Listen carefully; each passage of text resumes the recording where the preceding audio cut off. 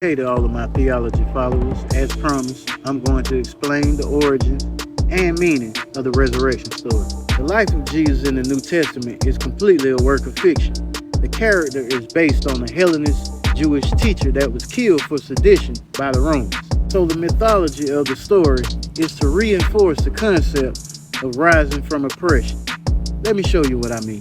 Let's dive into the book of Hosea, chapter 6, verse 2, where it says, after 2 days he will revive us, and on the third day he will raise us up so we may live in his presence. So anyone with any reading comprehension knows that this is referring to God raising Israel up as a nation.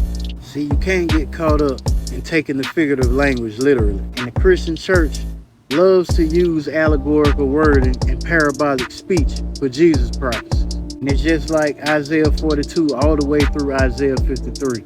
Isaiah is full of servant songs, but the servant used in the figurative sense in Isaiah is Israel again, being raised up and liberated above all other nations. Now when we get to the New Testament, the character of Jesus represents Israel, as Israel are a chosen people because they raise the dead in sin and bring light to the world. Israel is mocked and no one hearkens unto their word. They were oppressed and crucified by the other nations, as Hosea says. They will be raised up on the third day.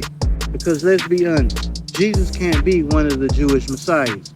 He led no army, had no earthly kingship, and had no human father. So no matter how you try to make this story historical and realistic, the resurrection, feeding 100 people with 2 fish and raising the dead just made it obvious that it was fiction. I mean, the same type of mythology and miracles are performed in the Tanakh in 2 Kings by Elisha, who feeds 100 men with 20 loaves of barley. These tales and miracles and healings does not indicate that anyone is God or the Messiah. Like I've shown you all before, you can go into the book of Zechariah and see where they got the Joshua and Joseph connection. And compare Luke and Matthew and see how they made up Jesus' infancy narrative. The New Testament conflates these 4 non-agreeable stories and conflate all of the contrary details until you think you have a historical event. Well, you don't, because I challenge anyone to go read the 4 Gospels in detail and compare them. You will be amazed at how they don't even tell the same stories. The events at Jesus' tomb are different. The Magi doesn't visit Jesus in one Gospel, Herod doesn't try to kill the infants, and Jesus doesn't have to hide in Egypt in the other.